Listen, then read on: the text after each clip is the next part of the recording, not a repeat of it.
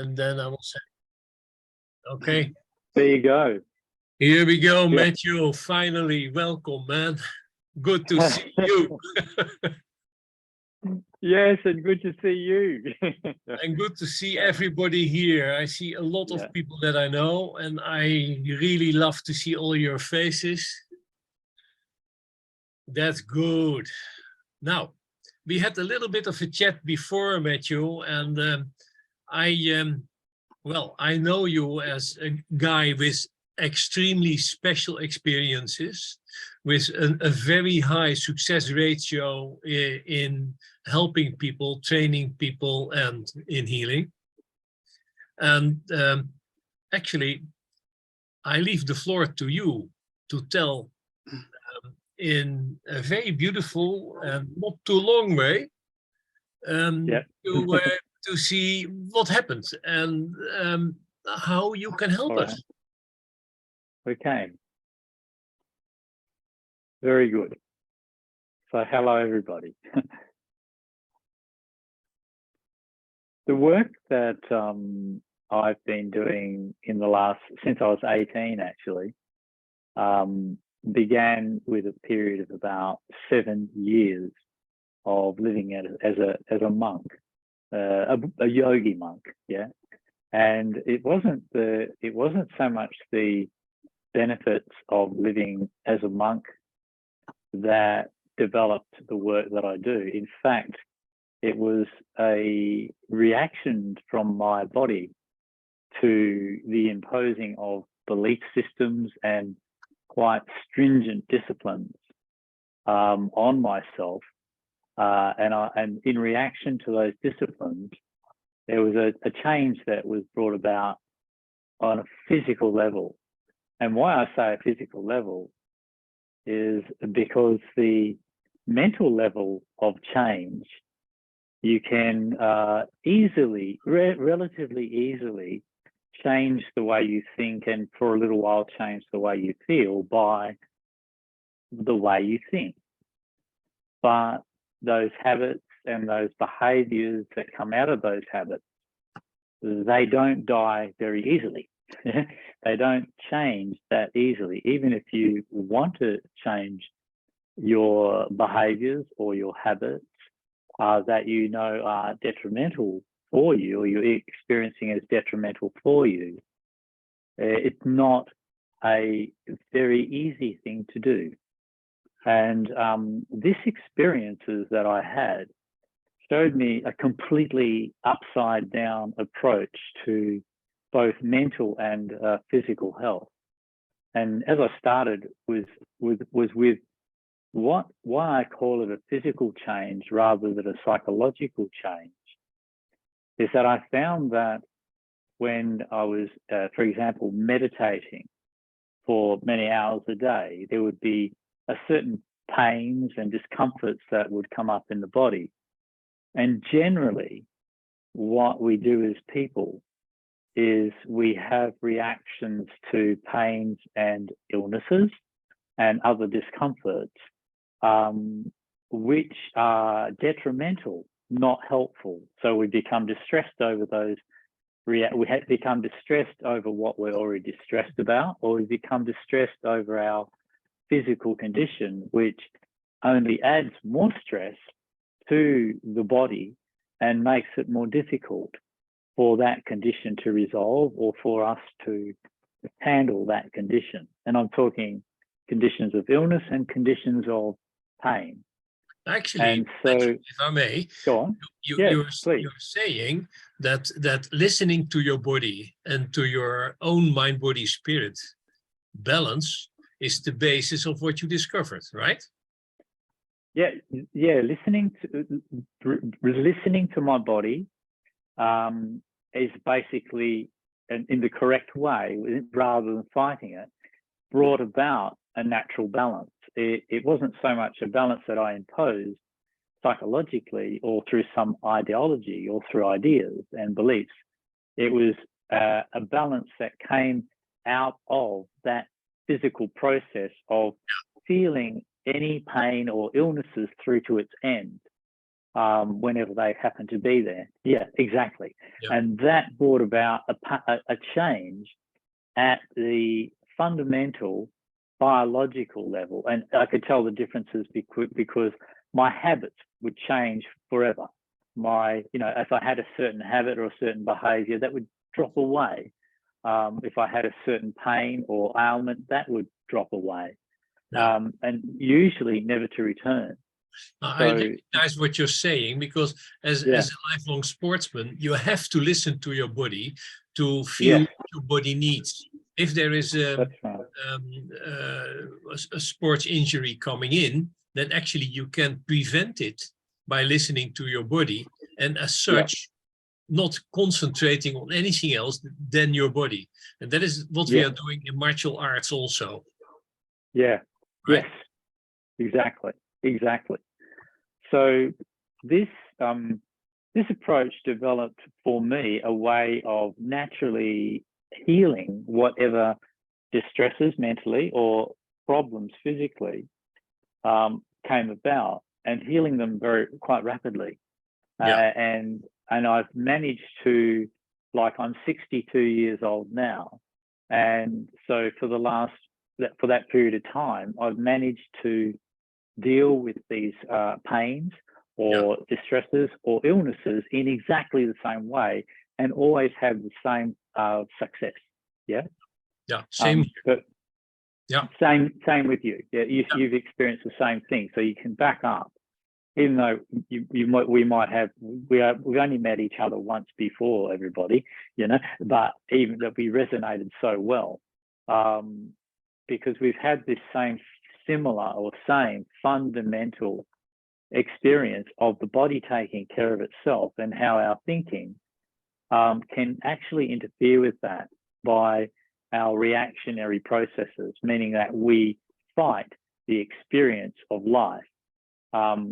We fight the facts of life because we don't like them, but fighting something you don't like doesn't necessarily help, because if you've got no choice, if that is the fact of the condition of you, or the fact of the condition of your life, and there's no chance to change it, then you need to be able to live with that. Otherwise, you become very, very distressed. Yeah. But how do you bring it over to others now? How do you help them to come to that same level, what you were describing, the same healing action of yourself? Because we are, especially in this time, aware that self-healing is crucial for the future. And absolutely. And the self-healing properties, the abilities that we have as children, are actually kicked out of us by education and growing up. So how can we bring them back? Because that is what you discovered. This is definitely what I've discovered. And the reason I say that is, to my surprise, when I was doing this for many, many years and discovering this in myself, I had no idea that other people would function in the same way. I was only a young guy, I was like 23, 24, 25. And I thought this was just a journey of my own discovery. But when I ceased being a monk, I opened a massage and healing clinic based in the body-mind connection, between the actual connection of what we call body and mind at this point in our discussion. And I discovered that working on people with this approach actually was very, very easy to impart to others. And not only that, it had the same effects. And that was really surprising for me. And those effects were that once they could embrace whatever feel and embrace whatever ailed them, then that enabled the body's natural process to escalate really fast. The natural healing process of the body was only inhibited by everything we tried to do to fix it, and everything we tried to do to inhibit the presence of that. But when we opened up to the presence of that ailment, whether it be a disease or whether it be pain in the body or disturbances in our thinking, once we could open up to that, even though it can be really difficult at first, and that's the hard thing. This is pretty much the one and only hard thing about this. It's the is key. that for you, huh? It is the Pardon? key. The key. And therefore the key. I found we really needed to change our relationship with pain and disturbance. It's our relationship with pain and disturbance that's been, confused by education and medicine and so forth, and by their belief systems being imposed on us before we have a chance to discover how else we can do it for ourselves. So the key was really, rather than avoid, deny, try and in sort of like suppress or just ignore our problems, whether they're psychological or physical, whether they're a relationship problem or a health problem, which is all affecting the totality of our life experience, then rather than ignoring or suppressing and avoiding those, to learn how to approach those with a very different approach. And that was, rather than mentally reacting or imposing what we know or what we think we know in our beliefs about pain and illness to be, if you like, our enemy that we have to get rid of, turn that on its head, turn that around, and learn to actually be guided by our body's pain, by our body's illness, be guided into a new direction of our own natural healing.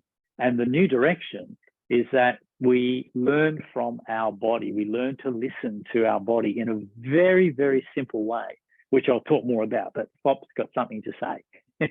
Yeah, Foppe's got something to say. Can you give us an example? Yes. Say you are walking and you have at a certain, or you're running, and you have a kind of pain in your calf because the muscle does not do what it should be doing. It's either a tear or whatever. Yeah, good. So that's a relatively simple thing. Yeah, but the basis of what I'm teaching is based on quite a lot of knowledge. And so I'll throw a little bit of that in now as just an example. So for example, if I was going for a run, which I do, I go for a run every few days or whatever. If I was going for a run and my calf locked up or, spasmed or something of this nature, I wouldn't immediately go to, well, do I need more magnesium and more calcium in my diet? I don't immediately go to that. What I immediately go to is just the presence and the feeling of my calf. And naturally, I would respond to that calf's condition. Whereas most of the time, what we have done in our lives is we try to override and ignore those and get on with it. Whereas I'd respond to that condition, which might mean I might have to run a little bit differently for a while, or, or just soften up on my stance in the way I'm using that muscle. But essentially, what I do, and everybody can learn to do, is I learn to tune into the content of information that is held in that body part. How do you content? Okay, so how we do that is, firstly, and this is another key. So changing your relationship with pain is one thing, and you have just asked the second most important thing. How do you do that? Yeah, and it is actually the most simple thing in the world, and that is, I'm going to use an example of that. What does a child do when they fall over and hurt themselves? Generally, they stop everything else in their life, or it stops them, and they cry, or another way of saying is they feel the way that pain is hurting them. And then once the pain resides, or the feeling of disturbance from hurting themselves, or the fright from disturbance from falling over, as that resolves, they then find they are relieved by the feeling of that pain, and they get up and play over again, and off they go again. And what's happened there is actually a complete acceptance, an inevitable acceptance, rather than fighting our experience, an inevitable acceptance of what just happened, an inevitable acceptance of the effect it actually had on us, to feel that effect brings about the processing of that effect and the release from the body of the effect it's had on us. That's a very basic example. Yeah. So that, and then you're back to this is a simple thing that Foppe said earlier, is that how do we forget when we're children? We know how to do this, and when we grow up and get all this education and ideas about things, often what the problem is we simply forget how we naturally functioned as a child. Yeah, exactly. And we try to impose something else. So to remember how we naturally functioned as a child it's quite interesting how much confusion and how much interference there is in getting back to that state. And that child state really is, rather than thinking about the stuff, rather than thinking about, oh my God, what's happened and all the problems in my life, to go deeper than that into the feelings in the body, and just feel the sensations of those feelings and in the body.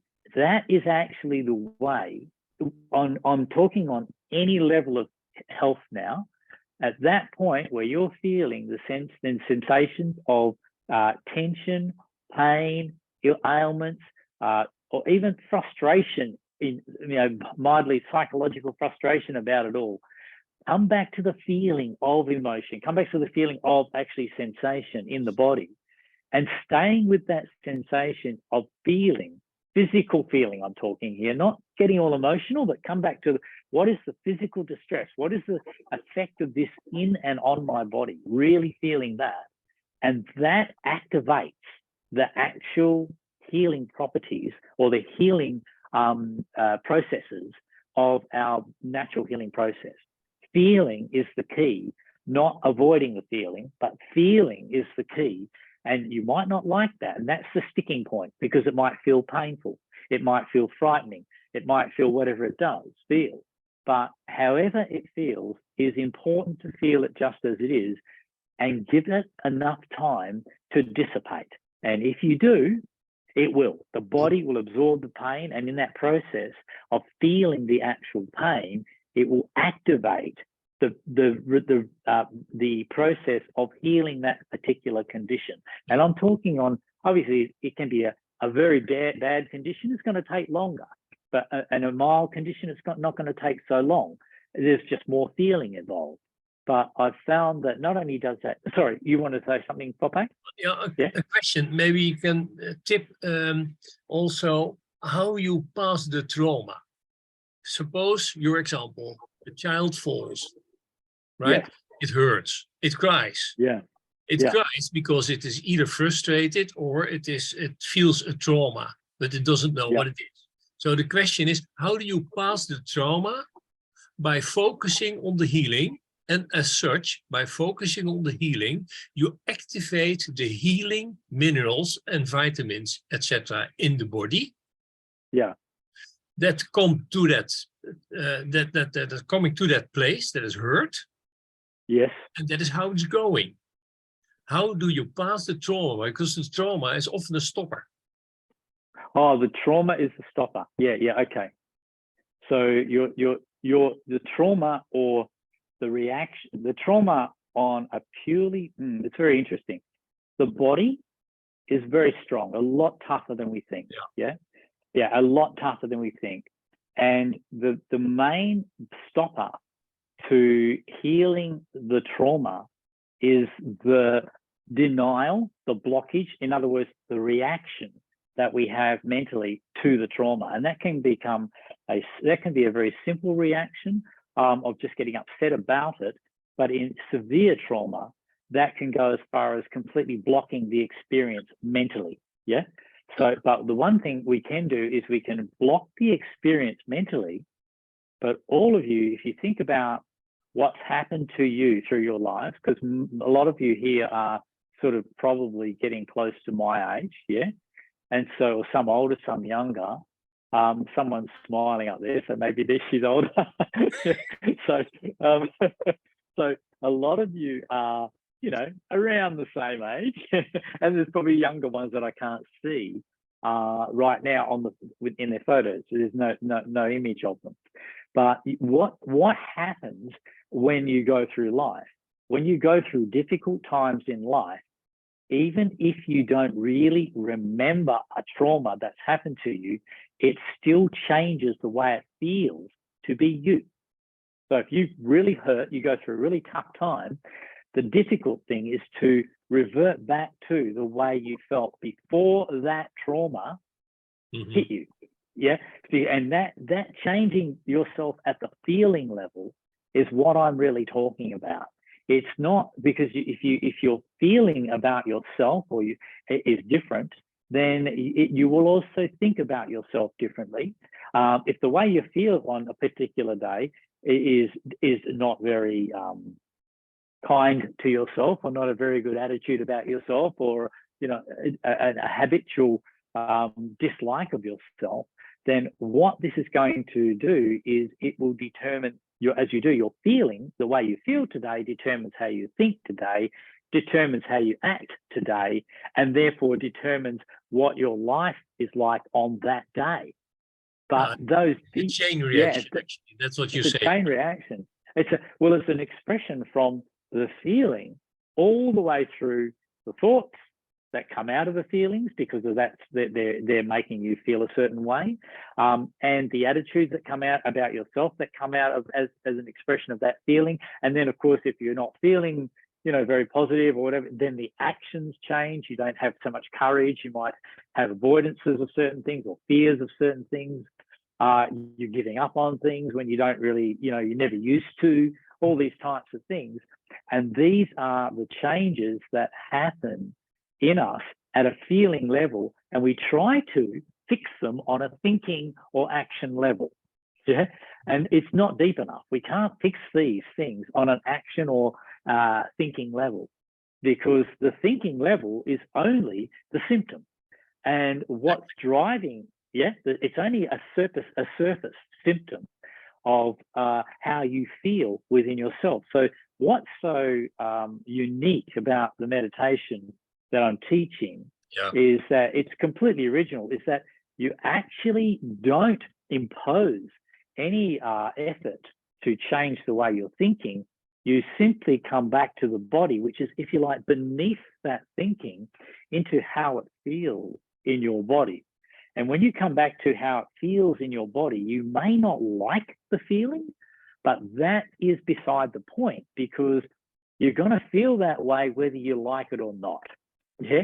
And if you truly let yourself feel the way that you don't like to feel, that is going to activate a change, in sometimes quickly, sometimes a little slowly, but that feeling of yourself in the actual, deeper in the body, how it feels there, actually activates the healing process of awakening even cognitive memory, at a certain point.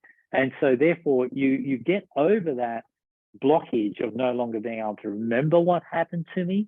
And that comes about because there's a certain point where why does the body block memory? Why does a person block memory, I should say? And it's a protective mechanism because you can't cope with it at the time. You might be too young or whatever. But how do you remove that blockage of cognitive memory? That's what I mean, of your thoughts about yourself and what happened. How do you remove that amnesia? Is firstly, you have to heal the pain, intensity of pain that's associated with that situation. Because once that healing of that pain dissipates to a certain point, what happens is your body then allows the memory to return. It naturally starts to return, but and that's part of the process of healing a person and understanding their own life. You're going to say? Keep going. Yeah. Can you point out what or how you, not how, what you developed to help the people readjust these self-healing abilities? Because you're talking about the meditation, you had an undo program. Yes. So suppose somebody comes to you and says, I want you to teach me self-healing. Yes. What are you going to do? Okay. So the thing that what I do is actually I'm working on the person's issues, working on the person's difficulties, with the person's difficulties. It's not so much, okay, no, I'll say it better. Mostly say in a clinic situation, I'm working with the person's difficulties. In the app situation, I'm giving them education how to work on their own difficulties. And in a meditation retreats that I run, it's a little bit more intense again. Yeah. So essentially, it's a lot more intense again, a much more intensive process and a much more rapid healing, yeah, because they've got my support on 24 hours a day. It makes a big difference, yeah. So what I'm going to give them some core issues, core understanding. One is your pain is not your enemy, or your disturbance is not your enemy. Yeah. And That's if important. you react, yeah, it's very important. And if you react to it, you're not going to get to the bottom of it. And all the problems we have with our pain, one, we're frightened of that pain. Yeah, but I'm really frightened. I don't want to feel my pain. It's really scary. What would be my direction to that person? And this is after I've taught them what feeling really is. And I'll go into that in a little while. What it really is to feel, not emotionalize, not dramatize, but get back to the basic feelings on a physical level that you feel operating in your body without you doing a thing, just the way you always feel to be you, basically. And what would I say to someone saying they're frightened is I would actually instruct them in feeling the fear. Yeah. Okay, you're feeling frightened. Where do you feel the fear in your body right now? So everybody who's in front of me right now and I'm talking to right now, you will probably find that you mostly feel fear in your stomach or throat. Yeah, it's mostly in your gut, in your stomach. Yeah, you mostly feel that feeling is present in that part of your body. And so this is easy. This makes it possible to isolate the feeling. Yeah, you're feeling that feeling of fear. And why would you want to feel the feeling of fear? Because when you learn to truly feel and you're not fighting that feeling or reacting to it, you will find that it will dissipate the feeling of fear of what it is that you are frightened of. And you don't necessarily know. You only know you're frightened of pain or you're frightened of something that you don't even know. And once you dissipate the fear, you break through the layer or the protective layer, the layer of fear that enables you to go deeper into the activation of your healing process. So it's almost like two stages there. What's stopping you from really getting to your healing is you're frightened. So what are you going to do? You're going to feel the fear until it dissipates. As the fear dissipates, you'll find relief from the healing process will then begin. Yeah, it becomes a relief. I'll use one other example so people can see. Say you're going through grief. Now, where do you feel grief in your body? Mostly, you'll find the grief is felt around your chest, thymus, and lungs. Yeah, so you'll find that each area, I'm trying to give really basics here, each area of your body has a particular containment of a particular feeling. Yeah? And that's going to make it a lot easier because you go, well, where do I feel this in my body?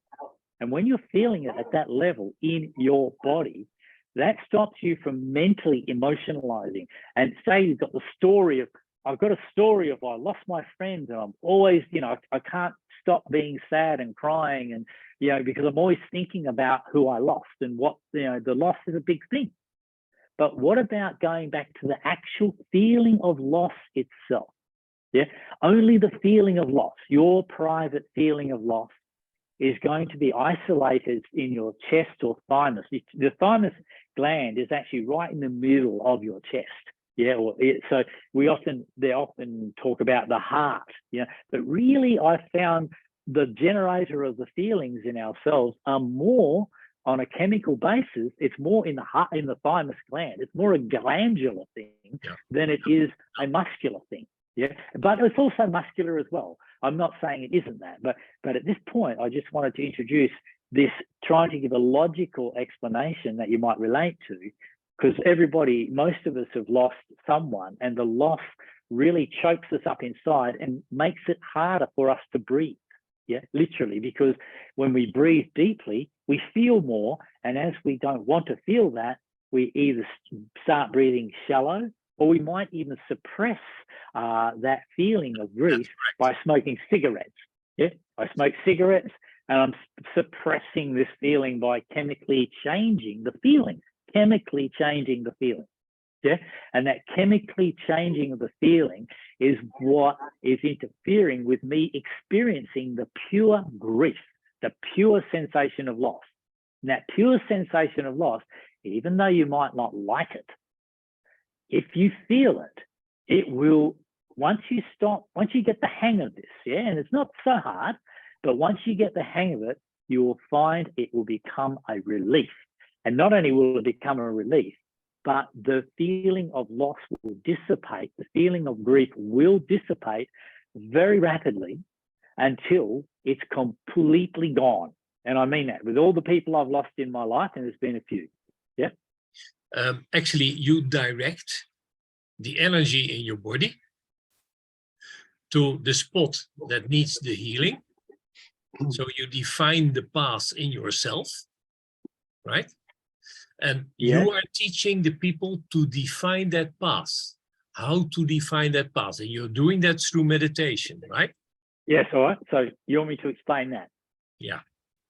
Is that right? Is that what you're getting at? Okay. Now, this is really where it changes. The whole dynamics change at this point. Yeah. Normally, we would take a path using our knowledge and our understanding and work our way towards that issue. But with this meditation the meditation that I'm teaching is we do not enforce on ourselves, on the body, or on nature, which is the body. We do not enforce on ourselves which we should be healing at first. Yeah. Should I be healing the grief? Should I be healing the fear?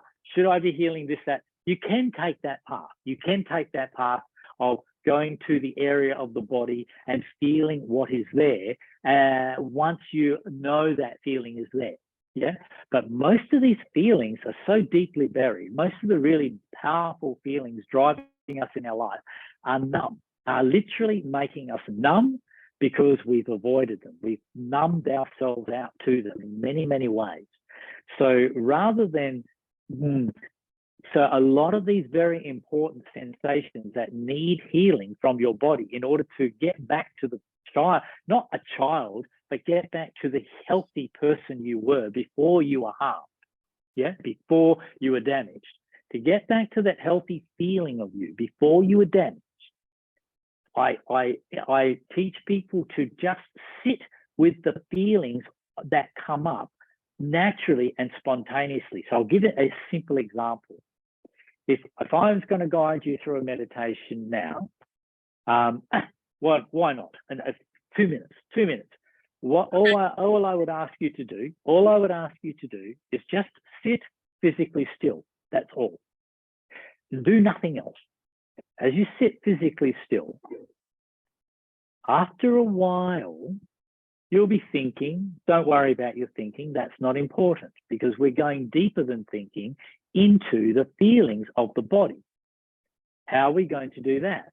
If you sit still long enough, you'll notice feelings naturally start activating within you, coming to life within you that you hadn't had contact with for a very long time. Yeah. And these are suppressed feelings or numbed out feelings. And we numb them out for various reasons. I won't go into everything at this stage about that, because what I'm trying to give you, I know this is a bit of a strange meditation, but basically for a little while, we'll just sit still and feel what it feels like in your body. That's all. Because what it feels like in your body is the way it really is to be you. How you impose a meditation technique to make yourself feel different to that is not the same as feeling how you already feel. Yeah? Where do you start with feeling? Do you start in your in your solar plexus or in your Okay, lower heart chakra. Yeah, you'll find out what will happen is nature will guide you, meaning that if you sit still for a little while, there will be your own unique area that is so the area, if you actually have the most distress in your hip, yeah, well, what are you going to feel first? You're going to feel distress and pain in your hips. If you have the most distress in your, the most relative distress in your chest from grieving, that's the first thing that's going to show up in you. So nature has this amazingly natural meditation, the meditation that I call the meditation that the body does naturally. Yeah. And the meditation that the body does naturally is just by sitting still, nothing more, just by sitting still, the body guides the meditation. The body itself will guide the meditation, not intellectually, not through mental choice, but through a physical need that is absolutely tangible, because it starts to happen all on its own. And that's why you can really trust it. You can trust that you are not causing it, that you are not imposing anything, that you are not, you're not causing this to happen. It is just happening if you sit long enough. And that doesn't mean a great long time, but just long enough to start feeling that pain or that distress, or you might just feel calm. Don't worry about what you are feeling. It's perfectly fine to feel a disturbing sensation as much as it is to feel a joyous sensation. And this is another big thing here, Foppe, is that I teach people how to understand and how to come to terms with breaking down the bias about any feeling as to whether it's good or whether it's bad. And all feelings are necessary. If you're sad, you should be sad. Because there's some sadness in you. If you are in physical pain or some sort of physical illness, that is the way you should be right now. There is no wrong way to be, is what I'm saying. I really have found this to be absolutely crucially important, because as soon as you choose against a feeling that's coming up in you, you will cause incredible distress and interference in the processing of the body going through that feeling. So, and that feeling is what will dissipate and heal you of many, many things, or of everything that it needs to actually. So in other words, those things in your body, whether you like the feeling or you don't like the feeling, I'm not looking for a good feeling. I'm looking for the truth about me. After all, meditation is supposed to be about enlightenment. Meditation is supposed to be about knowing yourself. Well, how are you going to know yourself if you do something which changes what you are in the first place? Yeah. Yeah. Now, I think that you gave a lot of information. It is fascinating.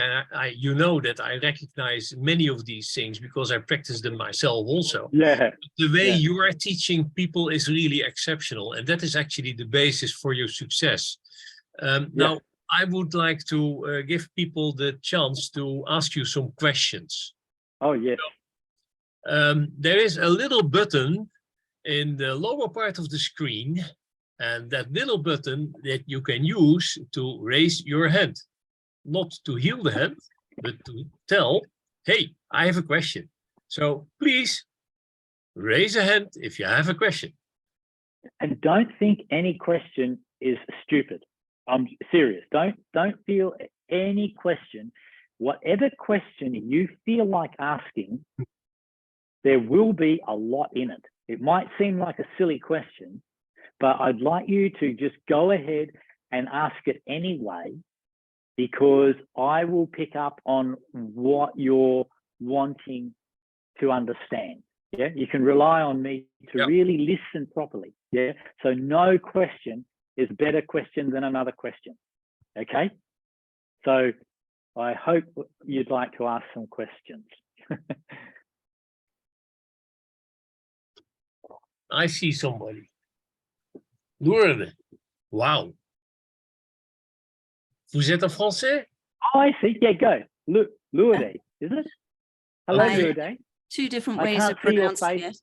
it. Oh, Oh, I'm actually connecting from Canada, from Toronto. Oh, wow. Emigrated some time ago from England. But I connected on, I don't know, somehow or another. Anyway, I just want to thank you because I actually realized the depth of what you're saying, and the power of listening to our bodies, not jumping for a medication or anything. Yep. But I think there are so many questions, but just simply, one question is how long do you sit? Is it like half an hour? Is there a time, or you just know? Because I do some form of meditation, but it's all kind of pre-packaged. You know, you do this, you follow this, you follow that. But what you're saying Yes. seems to break all those boundaries, and Yes, you've broken the is. box, and I love that. Okay. So, yeah. All right. And the other thing is, do you do any of these things online? Oh, yes. Yeah. Okay. I'm currently traveling from one country to another on a long trip. I'm homeless right now. But yes, I do these things online. I have a meditation app. I have a website. I have, Facebook and all that sort of thing. There's a lot of talks on those. A lot of talks by me on all sorts of real to life issues. I don't talk on anything that I can't practically apply in life to make life work better for us all. I think there's more importance in that right now than it is in anything else, because life is quite difficult for most people. Yeah, so I do all that. The undo@.com, I think that you'll be able to get this from this program. Yeah, you'll be able to get a link to that from this program. And I will continue to do more as time goes on.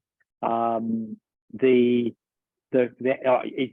going to answer your meditation question, but was there something else that you thought you might have wanted to ask about? Was there? Yeah, there was a first question. Right. That is, how do you break the boundaries? Yeah. Well, how do you say your name? Lourdes? I grew up in England, so I tend to say Lourdes.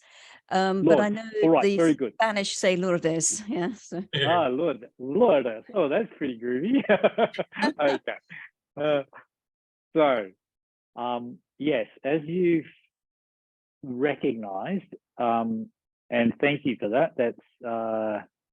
That sort of gives me a insight into you for sure, because you're recognizing something very significant, that we're breaking the boundaries. And what are these boundaries other than ideas that we end up imposing on ourselves, hoping to help ourselves, and only really burying ourselves in more ideas and making it harder to get in touch with ourselves as we actually authentically are.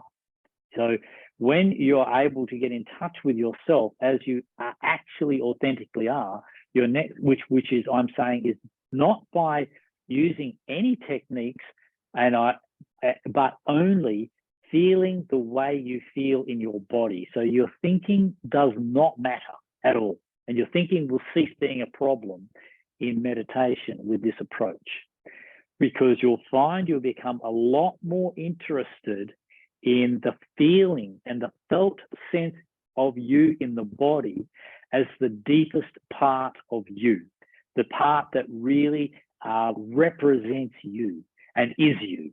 That does change, but that is you. You can't get away from you, but you can always add more stuff to you. So how do we break down these boundaries? We're talking about, you've already suggested we have breaking down those boundaries through what I've just been talking about.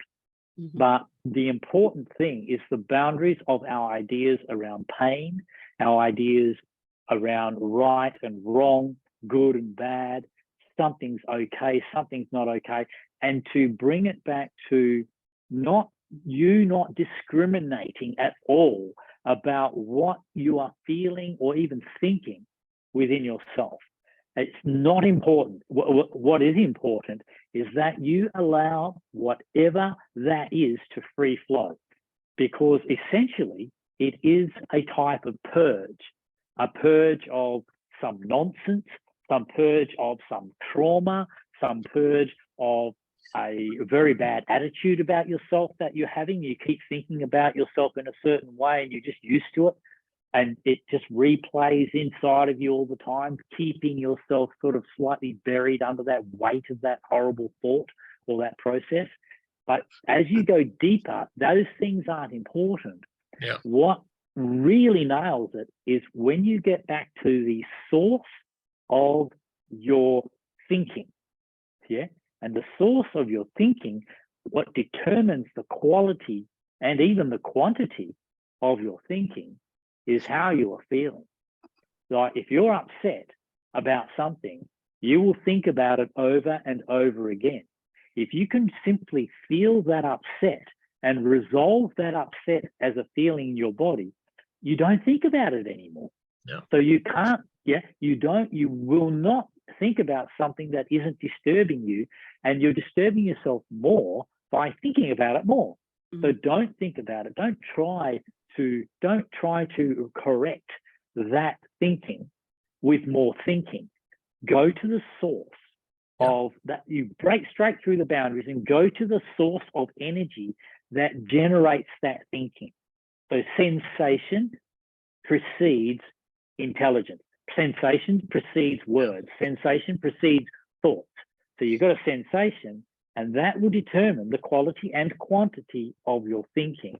Now, to really break through these, what you're saying, breaking through these barriers, I really don't agree with meditation techniques, but that's because they add something more to you. And by the look of most of us on the screen here, we could do with a bit of reduction. Yeah, we've got enough stuff going on. We don't need more. We need to resolve what we haven't been able to keep up with. There's been many things in our lives that we know of cognitively, mentally, or don't know of mentally, but we know of them because we can feel them. Yeah. We can feel the way we feel. Matthew, yes. The way I express it always is we are learned to make ourselves part of a problem. And you're trying to find a solution in that problem. You cannot find it. So what you do is zoom out of the problem and look around the problem, what kind of elements there are that are coming to that problem. And the funny thing is that in 99.9% of the cases, you find a solution around it. And then you can allow yourself to zoom in and find, vanuit that zooming in, the entrance to the solution in the problem itself. Yes. And that is actually what I learned in biochemistry, and that is very interesting. Now I see another question from Julie. Julie, shoot. Yes, right. I'm just making sure I was not mute anymore. I just wondered where you were on past lives and sacred contracts and sort of soul stuff, please. The soul. Okay. Okay. How should I answer this? What I tend to do is where's she gone? There she is. you move around. What I tend to do is I tend to deal with those things which are not, I tend to speak on and deal with those things that are not really controversial in that way. Why? There's a good reason for it. The reason being is that if I say to you, I believe in the soul, or I say, I don't believe in the soul, yeah, for example, yeah, and I believe in past lives, or I don't believe in past lives. The thing about believing in I say to you, I'll believe in a soul, or I don't believe in a soul, is you tell me what I mean when I'm talking about the soul that I'm apparently believing in. You see the problem? what No, I you don't have- actually, but Oh, okay. that's where I So the live. problem is, yeah. So that's where you live, did you say? Yeah, I am. Yeah, okay. We all are. Oh, okay. So if I don't know what you mean by that word, then and if I mean something by that word, because it's quite, it's not a really concrete word. It can be meaning a lot of things. Yeah. Well, no words As- are they? Yeah. Down to Yeah. chin. Named and Hey, nameless. Yeah. So that word, when I speak to someone, I like to keep it really basic, simply because I don't like to go too advanced or too much beyond the basics, because there's a lot to be resolved in the basics that will actually reveal from that resolution of pain and distress, that actually will open a person up automatically to anything more that there may be. So in other words, Yeah, but then when Yeah, you go were, on. No. if you were working with me, and I know about Yeah. past lives, well, I know I'm a spiritual being having a physical experience, and I know we connect on a soul level, have sacred contracts.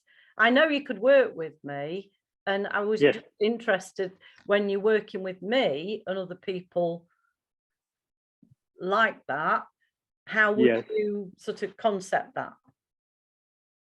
How would I concept that? Yeah. Okay. So if I'm working with you, okay, what would be the reason? Let's have a go. Let's do it. What would be the reason? Why would you be interested in working with me? And why do you think you would be interested in working with me? Yeah.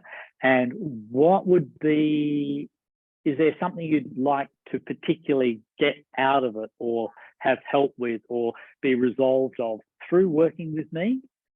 Or Right. what would be your purpose of working with me? And you're obviously totally welcome, but I'm just, what is it you would come to see me for, that you would, in your heart, you'd really like? What is the main thing that is troubling you, or that you would like help with in your life? The main thing, the thing that if you could resolve this main thing, it would make the most difference in your life out of everything. Right. Judy. Well, I'm really on the level of, I know that when I feel inspired to connect with anybody, and tonight I could have easily have not connected, but it felt right to. And so I know on a soul level that there is something that I'm gaining from this. And I've got lots of complementary therapy training, and I've trained in lots of different things. But also, I love what you were saying. I nearly put a typey thing in earlier, but nobody else had typed. So I thought, oh, just leave it for a bit. And I love what you're saying. And I know we need to connect with people that can't even realize how spiritual they are, and that we are spiritual beings. But tomorrow night and this weekend, I am doing an ancestral thing that I've been gifted by somebody to help to sort some of my family stuff. I'll just leave it at that, because I know this is recorded. And so I know on some level, I'm here for you to give me some little gleanings, even if it's not through this direct discussion, to help me tomorrow night and this weekend. And to help you tomorrow night, that get more benefit from the weekend. Yes, because basically, because of the last 3 years, I'll say all my family don't know where I am, but I'm being authentic to myself for the first time in my nearly 63 years of life. Okay. Yeah. Okay. And what's that bringing up for? What's that bringing up for you? What challenges does that bring up for you? Well, it's helping me to really know myself. And because I get accused of being a spiritual being, but why are you sort of positively asserting, I say, but some people think I'm being a bit arsey. But I'm like, no, I'm positively asserting, and I'm not going to be trodden all over for the rest of my life. No, exactly. Yeah, this is very good. But it takes a lot of self-worth to do that, a lot of sense of self to do that. Yeah. A lot of But courage. Yeah, a lot of courage. Yeah. And putting myself first so I can look after everybody else better. And that's the important bit. It's not just me, it's about looking after everybody else better. Yeah. All right. Yes, but you have to start with yourself, Julie, because we know, and that you know that I'm saying that constantly, when you have fear, there cannot be love in you. When there's no love in you, you cannot love yourself. When there's no love for yourself, there's no love for others. And the same is with trust. Love brings trust, and love and trust bring wisdom. And we need the wisdom to come out of this damn time. And that's totally where I am, but I know I needed to be on here to have that really. No, that's okay. Yeah, thank you very much. I'll respond to that if you like, because what you'll find is that by standing up for yourself, like you're saying, I want to help people, I want to help myself.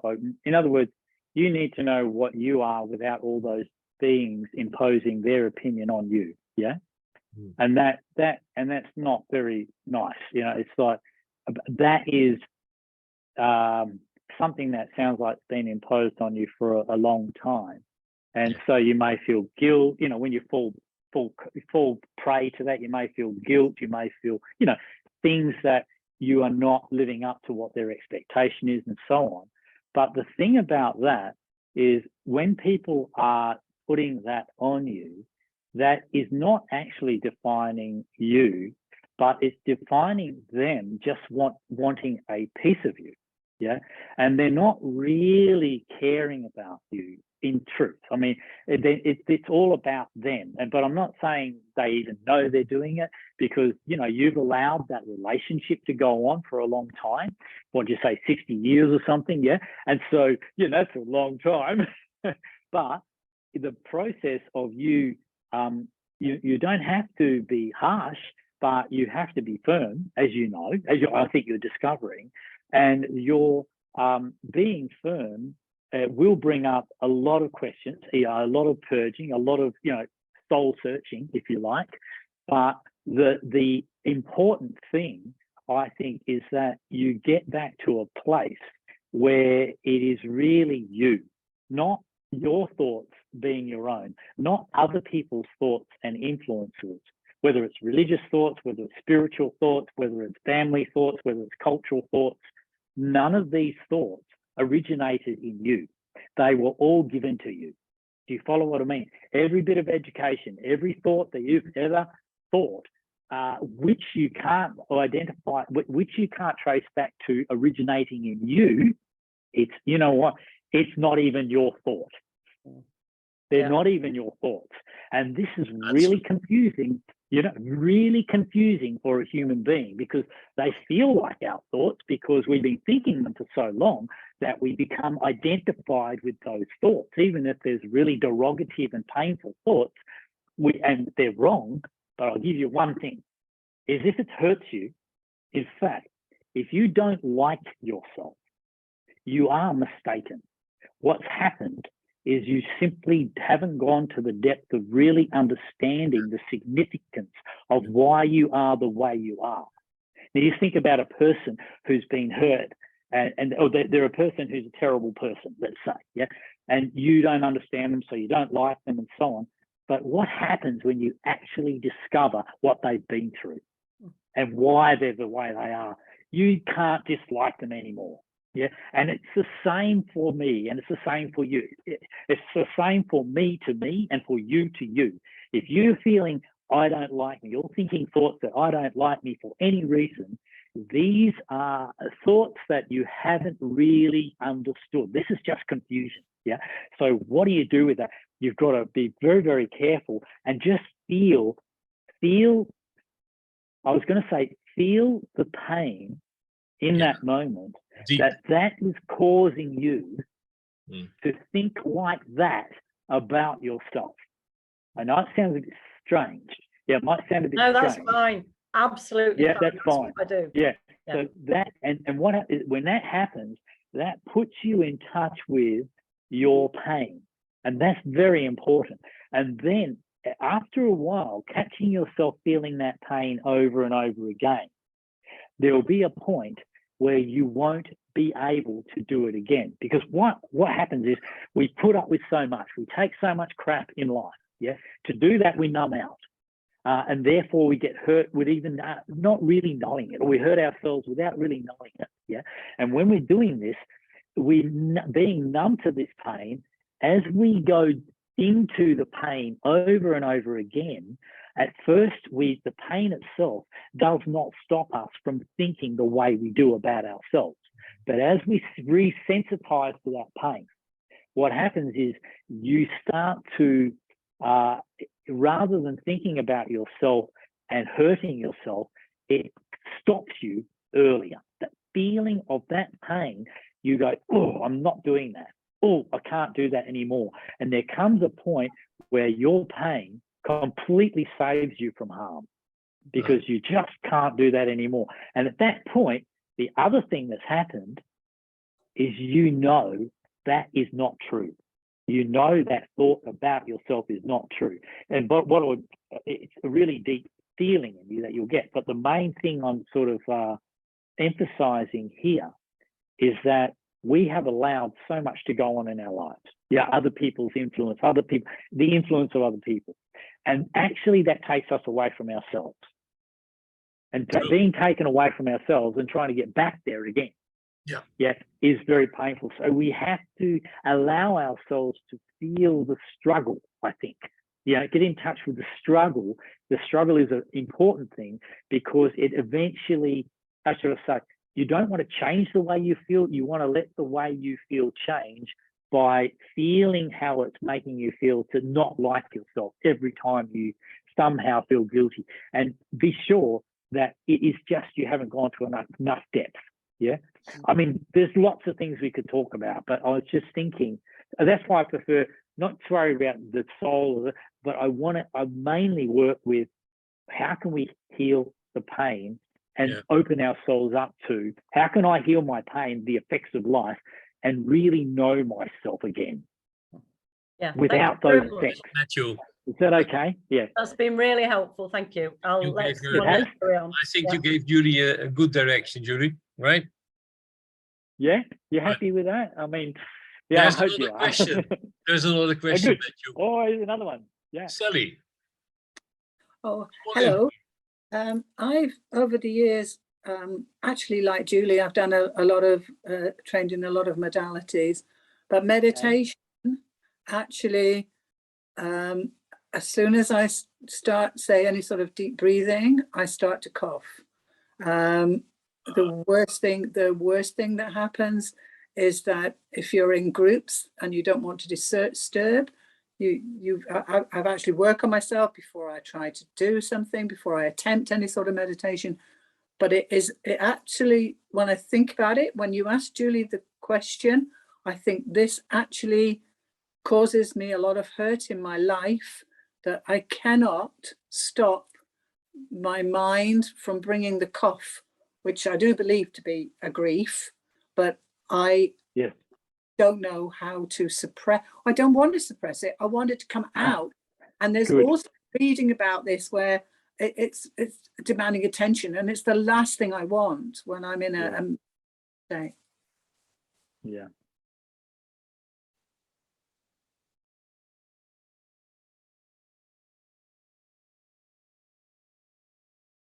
What do you feel, Matthew?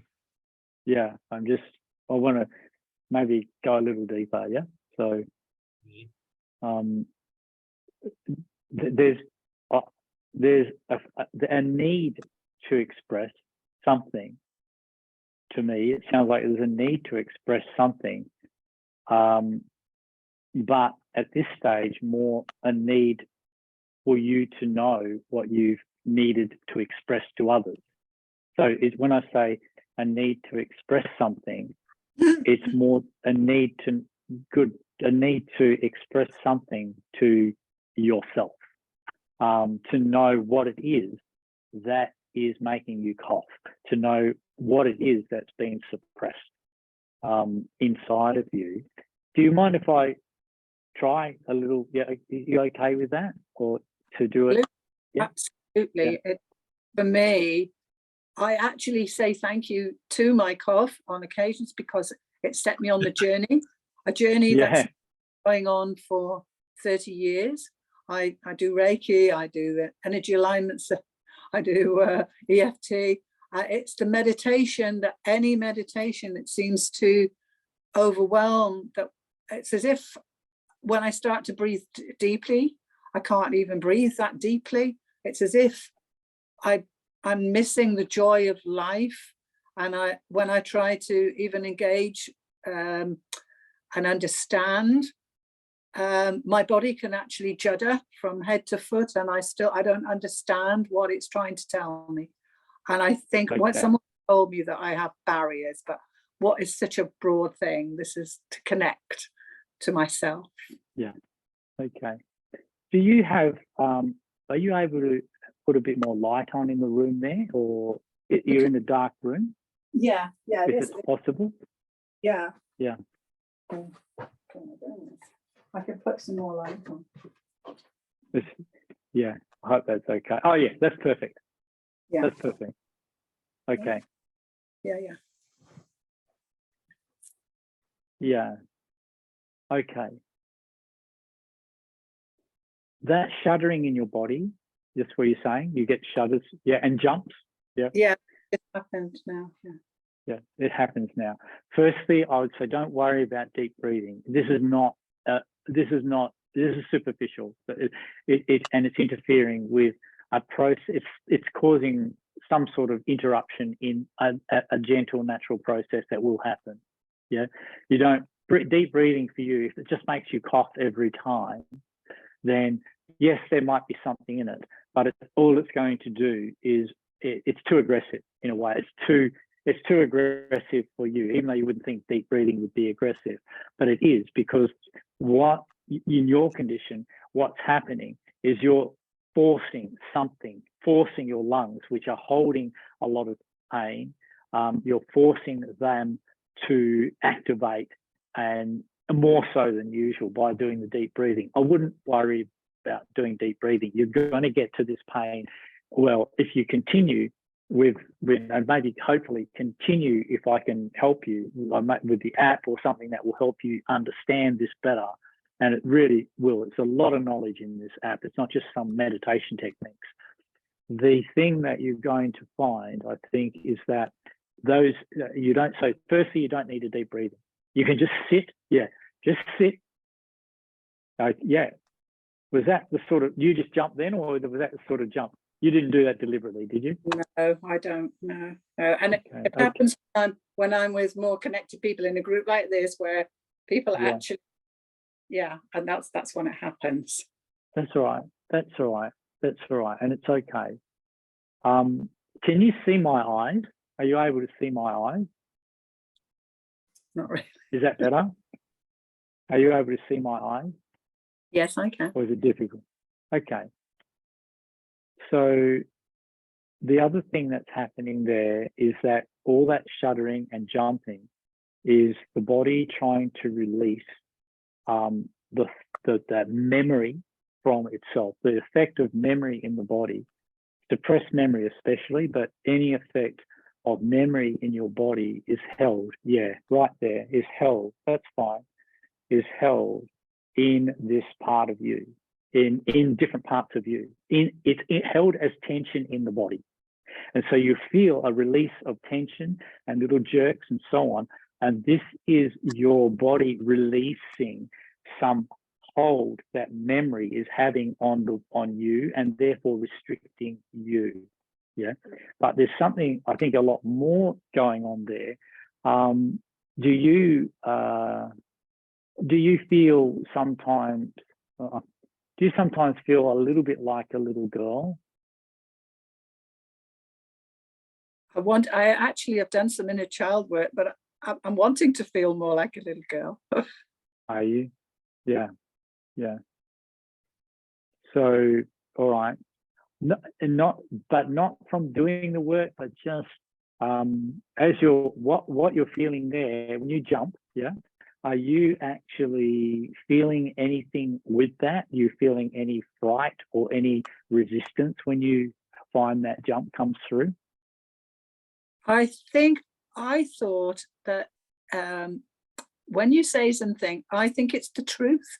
I think if you say something, I can't even think of the words that you said just now. It's as if my body agrees with, if someone I've worked with people before, if you say something and my body agrees with it, or my mind agrees with it, and then my body answers. That's your body.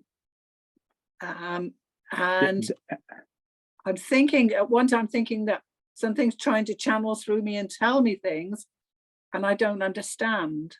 And whether okay. Sorry, you finished, or and you don't understand, Oh, have you frozen? No, well, I don't think so. I think you've frozen for a minute. Have I frozen? I have to wait a little bit. Oh yeah, there you are. You're back. Yeah. No, it's frozen. The internet. No. I've had problems. I think the internet's frozen. I think it's an energy thing sometimes. Can you hear me? The internet's just frozen. Everybody's frozen. Yeah. We can hear you and you're moving. Yeah. Oh, good. You can. Okay, it's just my end that's frozen. Yeah. Oh, that's all right. You're back to normal. So yes, when I really think it's very important for you to, if you can, meditate for sure, but meditate in a way that you'll find which is natural. When you're thinking about something trying to channel through you, what I am absolutely certain about is it's not something trying to channel through you, it's something trying to get out of you. Yeah. And what that is that you have a suppression in you that is trying to, when it hears somebody and notice how you're feeling as I'm talking to you now. There's a part of you that you're out of touch with. There's a part of you that you've disconnected, from. And that part of you needs attention. It really does need attention. Your attention, more than anybody else's. It's like something you've suppressed, something that's frightened you, or something you've split away from. Yeah. Sometimes you split, you sort of like created another two parts to you out of trauma. Trauma will do this. Yeah. Trauma will do this, and you don't necessarily know what that trauma is. Yeah. So how are you feeling as we're talking? What are you starting to feel? I don't want pressure on you. If you're not feeling anything, that's fine. No, I'm feeling quite warm, and a realization that what you're saying is absolutely true, but I still don't understand how I can get to the bottom of it. Okay. Because so I'm really interested in a different type of meditation that hopefully the body will answer. If I know that the answers are within me. And probably I've not given enough time because maybe there is fear. Yes, very good. Yeah, you're frightened. Yeah. Now that's what you're frightened. Yeah. Now, can you feel that fear now? Can you? Yes, you feel that now. Let it come. Let that fear come. You feel that now, and that's okay. You may feel fear and a little bit upset. Yeah, that's it. That's all right. You'll be fearful and a little bit upset. Now, this little bit upset that's going on inside of you, it's come up from inside of you, hasn't it? It's not something that's come into you. It's something that's come up from inside of you. Yes. And it's and you know that, don't you? Yes. Yes, you know that. You see it. And it's right there. So you know this. So this is something that is very important to you. I'd say the most important thing for you in the sense of you finding peace and finding your healing. So the healing that you're needing is to resolve this trauma, but it's not a simple thing. Okay, it's just not a simple thing to do. The main obstacle, as you've already mentioned, is you're going to be frightened. Yeah, but I want to tell you something, and this is very important. The fear that you are feeling is not you being frightened of this. The fear that you are feeling is the fear coming up from within this. It's how frightened this part of you is. Yeah. Do you understand the difference? It's very subtle. So when you think I'm too frightened, that's a mistake. It's easy to make that mistake because all you know is fear. Yeah? And you can't tell whether I'm frightened of this going on or whether this is frightened of coming up. Yeah? Yes. But the thing is, yeah, what is frightened is the damage. I was going to say the little girl, but it won't necessarily be a little girl. But the traumatized girl, come woman, inside of you, is frightened. Yeah. Okay, and so when you feel that fear is your link to this part of you. And all you got to do at this stage is feel it. Just feel that fear. You're feeling it now. It's okay.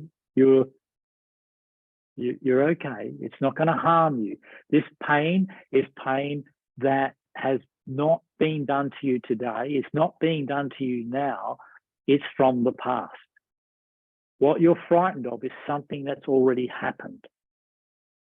Okay? The fear you're feeling is over something unresolved from the past, yeah, that you need to resolve, but you'll feel the fear as though it's happening now. And this is because, yeah, that's it, good girl. And this is because, yeah, you'll feel the fear as though it's happening now. And this is because, this is it. Come forward now. Come on, you can come forward. It's okay. You don't force yourself. You come forward. The part of you that's feeling this fear is feeling the fear as though it's happening now or happened yesterday. It's not about your life now, but it is just as frightening because it's like when you bury something, it freezes. Yeah, you follow what I mean? It freezes and goes into, like, it's locked. Yeah, it's like locked in time. So it becomes timeless. And every time it comes up, it's like just happened. Oh, it just happened. So it's very, very powerful feelings that are held in a suppressed memory because there's no processing of those feelings when they're suppressed.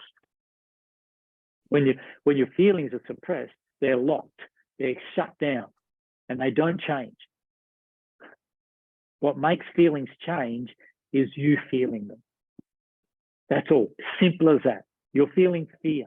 No, you're not feeling fear so much now, huh? No, not so much. What are you feeling now? Everything you say makes sense. I have no understanding. I've got a real dryness in my throat, which I very often get, and a catch in my throat. You don't. That's okay. You have no understanding, and that's what makes it difficult. I know what you're saying, but what you're asking for, I believe, tell me if this is wrong, you're asking to understand what this is about. Yes. That's not necessary. Okay. That's an outside-in approach. It's too early and it's premature. Why do you want to understand it? Because you want to change it. Yes, I want to change. Yes, you want to change it. That you can't, you must not change it. You must not change it. That is an unintentional attack on the part of you that needs to be heard. It needs time to process. Oh. You don't want to change her. You want to know her. Wow. You understand? You don't need to change her. You need to know her. So she needs to have all the time in the world to just be frightened, to just be there. And Don't worry about, I don't understand. You may not understand intellectually, but you know how it feels. You can send her Right? love. You can send her love. So you know how this feels, correct? Yes. Yeah. You don't need to know anything more than that. You are in touch with the person, and that person, that part of you, needs time to continue showing itself.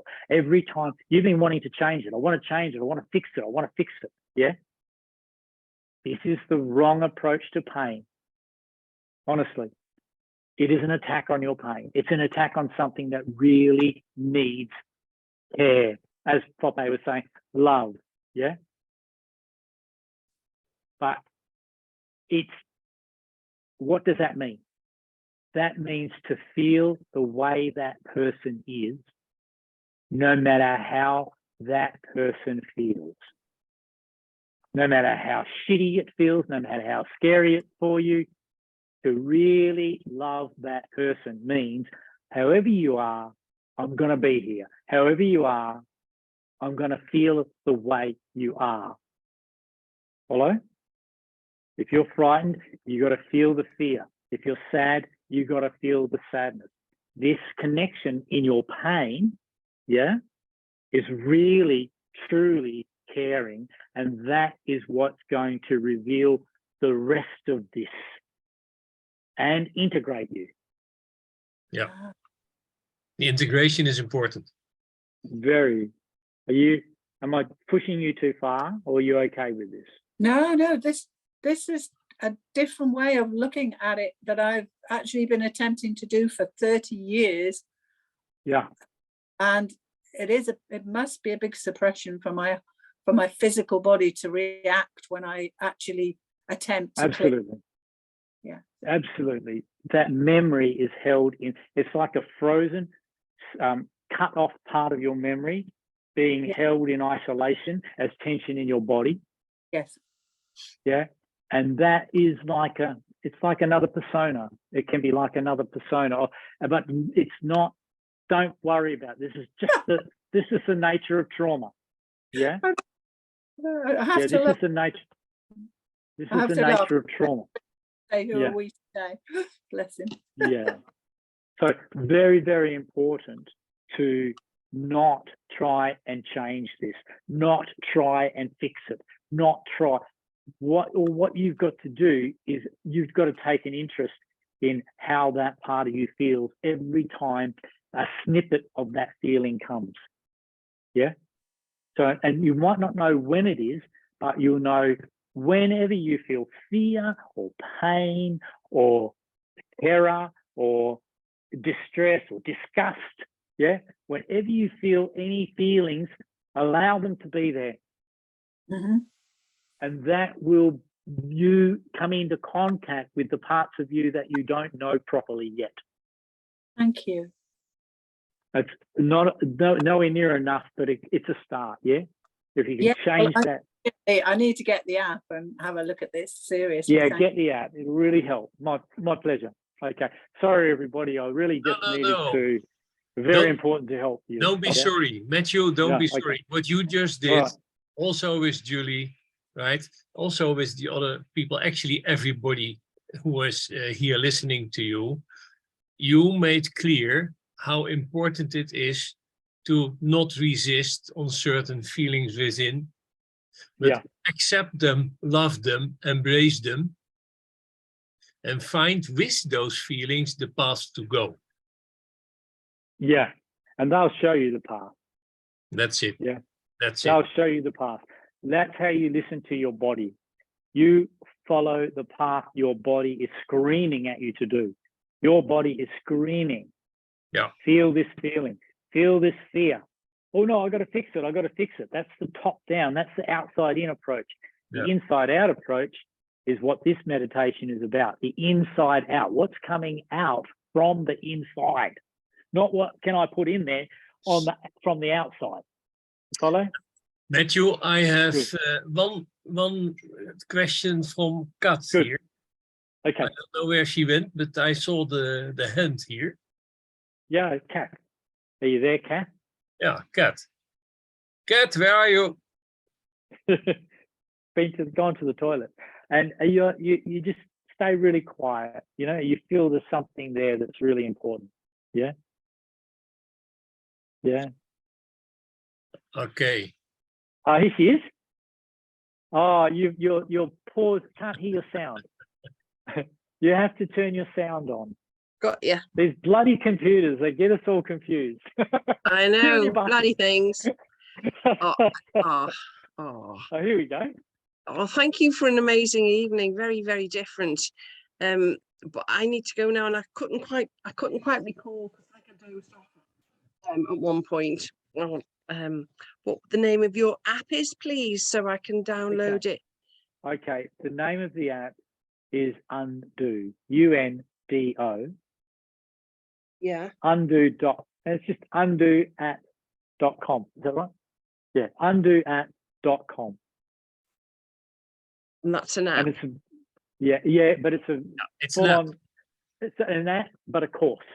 Yeah, Undo a very fundamental. Pardon? Undoapp.com.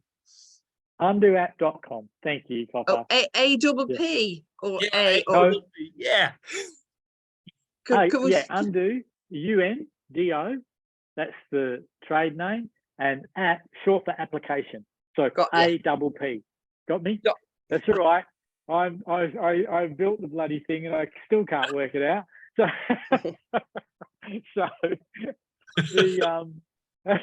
and I'm not kidding you. And so yeah, if it's a course. If you take yourself through it step by step, not everything has to be understood straight away. It has an effect of, it's important to take it in at a feeling level. So just like you observed then, you couldn't fully understand it, but there was a knowing, yeah, and that will build as you go through the app, yeah. So thank you for that. Okay. Perfect. Thank you very, very much. Oh, you're welcome. Okay. Good night, everybody. Thank you again. Thank you. Matthew, Bye. I think we are closing the session now. Okay. So wait. Lindsay had the question. Lindsay, a short Okay. one, huh? This is Thank you. I just wanted to say, Matthew, thank you. It's been really interesting. I feel slightly guilty because I'm 74 this year and I'm sitting here with no aches, no pains, no trauma, feeling really good. Otherwise, I would have asked you to help me, but but you don't need it. But you're interested. Yeah. I'm stuck in being healthy, but your information and advice and philosophy I've really understood and I like it, and yes, thank you very much. No worries.